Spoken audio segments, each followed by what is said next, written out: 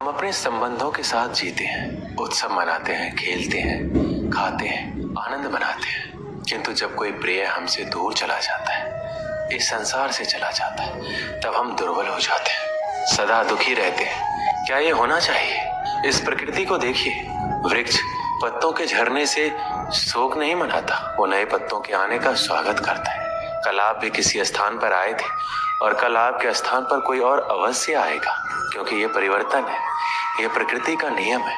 इसमें शोक कैसा?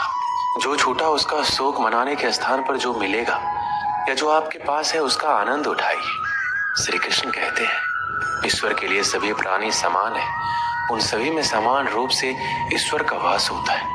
कोई जीव छोटा या बड़ा, अधिक या ज्यादा प्रिय नहीं है। जो अपने ईश्वर की विशेष आराधना करते हैं, पुकारते हैं, उनके साथ सदैव उपस्थित रहते हैं। संपूर्ण जगत, ब्रह्मांड, चराचर, सब में ईश्वर का वास है।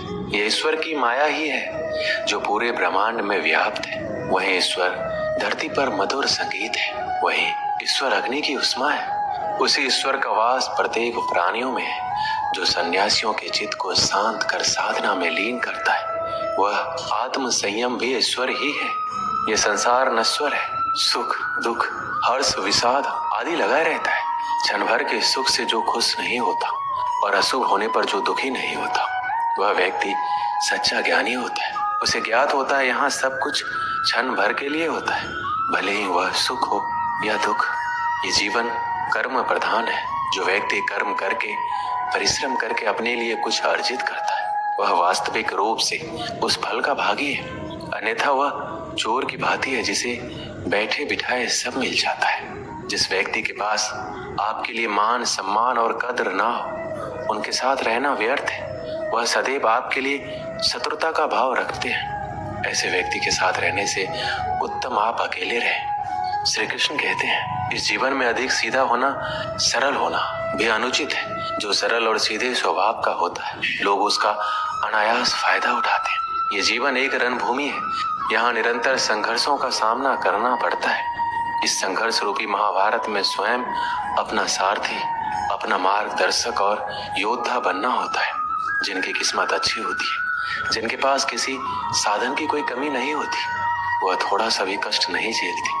थोड़ी सी भी कमी होने पर भगवान को कोसते हैं। वहीं जिनके पास अभाव होता है, जिनके पास साधन की कमी होती है, उनके पास थोड़ी सी भी बरकत हो या खुशी मिले, वह भगवान को धन्यवाद करते हैं। ये पृथ्वी नश्वर है, यहाँ सब कुछ गतिमान है। जिस प्रकार सुख दुख में जीवन आता जाता है, उसी प्रकार मृत्यु और जन्म यहाँ लगा रहता है। इसमें खुश होना या दुख मनाना व्यर्थ है।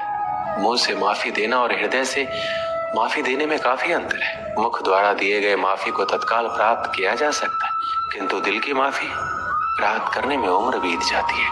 प्रभु अपने भक्तों की सदैव परीक्षा लेते रहते हैं। इस परीक्षा में भक्तों को अनेकों कष्टों का सामना करना पड़ता है। सामान्य लोग इसे अपना दुख मानकर पीछा छुड़ाते हैं, वहीं साधक तथा प्रेमी प्रभु की इच्छा समझकर उसका सामना करते हैं। सांसारिक सुख क्षणिक होता है। जो सुख आज प्राप्त हो रहा है, वह सुख स्थायी नहीं है। यह सुख आपके साथ सर्वदा नहीं रहने वाला। आपको दुख भी प्राप्त होगा, परंतु संसार से वियोग अर्थात मुक्ति परम आनंद को प्राप्त कराती है। यह ईश्वर तक पहुंचाती है। माना जाता है जीवन के पूर्व कर्मों का फल इसी जन्म में होता है। जितने भी रिश्ते, नाते, सुख दुख व्यक्तिगत जीवन में प्राप्त होते हैं, वह पूर्व जन्मों का फल है। वरना कौन इतनी बड़ी दुनिया में आपसे दिल लगाता है? राधा और कृष्ण दोनों अवतारी थे। दोनों का जन्म कुछ विशेष परिस्थितियों के लिए हुआ था। उन दोनों का मिलना बिछड़ना बस एक प्रक्रिया मात्र थी, जिनके माध्यम से प्रेम का वास्तविक रूप समाज में दिखाना था। आस्था और प्रेम पर व्यक्ति का स्वयं नियंत्रण होता है। जहाँ आस्था और प्रेम लग जाता है, वहीं श्री कृष्ण के दर्शन हो जाता है, क्योंकि श्री कृष्ण सर्वव्यापी हैं। कृष्ण को जो भी भक्त सच्चे हृदय से पुकारता है, वह उनके साथ सदैव खड़े हो जाते। प्रहलाद जैसा विश्वास, भीलनी जैसी आशा और द्रौपदी जैसी पुकार, मीरा जैसा इंतजार अगर सभी शुद्ध हो, तो कृष्ण को तो आना ही पड़ता है। आशाएं व्यक्ति को दुख के मार्ग पर ले जाती है। आशाएं बड़ी प्रबल होती है। आशा अनुरूप कार्य होने पर जहाँ खुशी मिलती है, वहीं आशा के विरुद्ध कार्य होने पर दुख का पहाड़ टूट जाता है। व्यक्ति जीवन में आशा दुख का प्रमुख कारण है। जो लोग ये कहते हैं अपनों के आगे झुकने में बुराई नहीं, उन्हें मालूम होना चाहिए जो अपने होते हैं वो कभी झुकने नहीं देते। श्री कृष्ण कहते हैं जब से मनुष्य का जन्म हुआ है जान पहचान का, और आज के युग में तो व्यक्ति का मूल्यांकन ही इससे किया जाता है उसकी पहचान कहाँ तक है। क्यों? आपके आसपास भी कई ऐसे लोग होंगे जो पहचान के बल पर आपको बना देते। ऐसे कई लोग होंगे जो पहचान से काम पा लेंगे, धन अर्जित कर लेंगे, किंतु आप तनिक सोचिए क्या ये ठीक है? पहचान से मिला काम आपके साथ तब तक रहेगा जब तक आपके उनसे मधुर संबंध होंगे, जब तक आपके उनसे मधुर संबंध होंगे। संबंधों में खटास आई और काम निकल गया हाथ से, तो अब क्या किया जाए? इसका उत्तर है काम। अपना काम पूरे मन से करो, अपना काम निश्चल से करें, क्योंकि पहचान से मिला काम अधिक समय तक नहीं टिकेगा, किंतु काम से मिली पहचान युगों युगों तक टिकेगी। श्री कृष्ण कहते हैं कर दिखाना है, आकाश की वो सीमा छूनी है जिसे छूने के विषय में आप कभी सोच नहीं सकते। तो अपने भीतर से ये 3 गुण अर्जित कीजिए। पहला, अपने लक्ष्य को पाने की चाह, लगन, ये आपसे वो करवा सकता है जो आप कभी नहीं कर सकते। दूसरा, साहस, संकट उठाने की क्षमताएं आपसे वो करवा सकता है जो आप करना चाहते हैं। और तीसरा है अनुभव। अनुभव आपको ये बताएगा कि आपको क्या करना चाहिए। तो जिसने चाह, साहस और अनुभव इन 3 गुणों को पा लिया उनके लिए संसार में ऐसा कुछ भी नहीं जो वो नहीं पा सके। स्वप्न और लक्ष्य कितने समान लगते हैं। इन दोनों की व्यक्ति कल्पना करता है, इन दोनों को व्यक्ति पाना चाहता है, और ये दोनों पूर्ण हो तो व्यक्ति स्वयं को भाग्यशाली भी समझता है।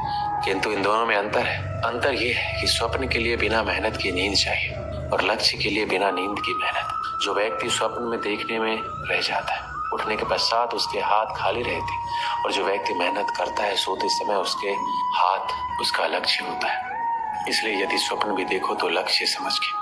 दीपक जलाने का कार्य कितना सुखमय होता है। प्रकाश की ये लौ मानो भीतर जाकर मन में उल्लास भर देती है। ये मैंने क्या कर दिया, मैंने इसे बुझा क्यों दिया, जबकि इसी से मैंने अन्य दियों को जलाया है। क्योंकि जब तक ये तीली अन्य बातियों को जला रही थी तब तक ये जल रही थी, किंतु जब इसने ऐसा करना छोड़ दिया तो इसे स्वयं बुझना पड़ा।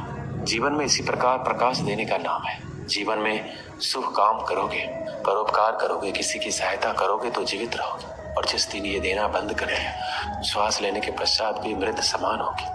इसलिए जब तक श्वास है आशा रूपी प्रकाश का संचार करते रहिए। विश्वास कीजिए मृत्यु के पश्चात भी अमर रहेंगे। एक समय की बात है, तूफान में फंसकर एक समुद्री जहाज तहस नहस हो गया। उसमें बैठे सभी यात्री समुद्र में डूब गए, बस एक आदमी को छोड़कर। भगवान की कृपा से वह किसी तरह बच गया और बहकर समुद्र के किनारे आ गया। उसकी बेहोशी टूटी और आंखें खुली तो उसने खुद को एक उजाड़ सुनसान द्वीप में पाया। वह भगवान से प्रार्थना करने लगा, भगवान मेरी मदद करो, कोई मदद यहाँ भिजवा दो। दिन गुजर गया, रात हो गई, लेकिन उसके लिए कोई नहीं आया। समुद्र किनारे सोकर उसने रात गुजारी। अगले दिन उसने फिर भगवान से मदद के लिए प्रार्थना की, लेकिन कोई मदद नहीं आई। इसी तरह कुछ दिन गुजर गए। उजाड़ द्वीप की जिंदगी को अपनी किस्मत मानकर आदमी ने कुछ लकड़ियां और घास फूस इकट्ठा कर अपने लिए एक झोपड़ी बना ली। टूटे जहाज से बहकर आई चीजों में से उसने अपनी जरूरत की चीजें इकट्ठा की और झोपड़ी में रख ली। उस झोपड़ी में रहकर वह दिन गुजारने लगा। एक दिन वह भोजन की तलाश में गया हुआ था। वापस लौटा तो देखा कि झोपड़ी में आग लग गई। अपना एकमात्र आसरा उजड़ जाने पर वह बहुत दुखी हुआ। आसमान की ओर सिर उठाकर भगवान को कोसने लगा, भगवान मैंने तुझे मदद भेजने के लिए कहा, पर तूने ना सुनी मेरी। मन मारकर मैंने जीने के लिए यहाँ एक झोपड़ी बनाई, तूने वो भी जला दी, मेरा आसरा छीन लिया। तू बड़ा निष्ठुर है। रात पर वह समुद्र के किनारे सोया। सुबह तेज आवाज से उसकी नींद खुल गई। उसने देखा एक समुद्री जहाज किनारे आ लगा है। वह खुश हो गया, आखिरकार उसके लिए मदद आ गई। वह जहाज पर बैठा और जहाज चल पड़ा। उसने जहाज के कप्तान से पूछा, आपको कैसे पता चला कि मैं यहाँ इस उजाड़ द्वीप में फंसा हूँ? हमें रेस्क्यू के लिए फायर सिग्नल भेजा गया था, पर मैंने तो फायर सिग्नल नहीं भेजा, आदमी ने कहा।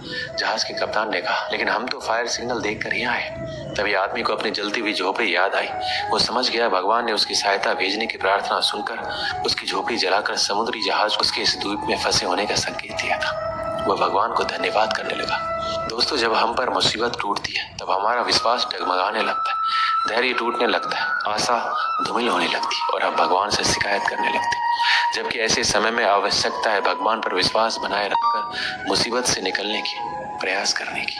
उस आदमी ने झोपड़ी बनाई तो भगवान ने उसमें आग लगाकर उसे उजाड़ द्वीप से निकलने में मदद की। हमें भी दिल छोटा किए बगैर भगवान पर विश्वास रखकर अपना प्रयास करते रहना चाहिए। हमारा प्रयास और भगवान का आशीर्वाद दोनों मिलकर हमें हर मुसीबत से निकाल लेंगे। दोस्तों, इस वीडियो में बस इतना ही।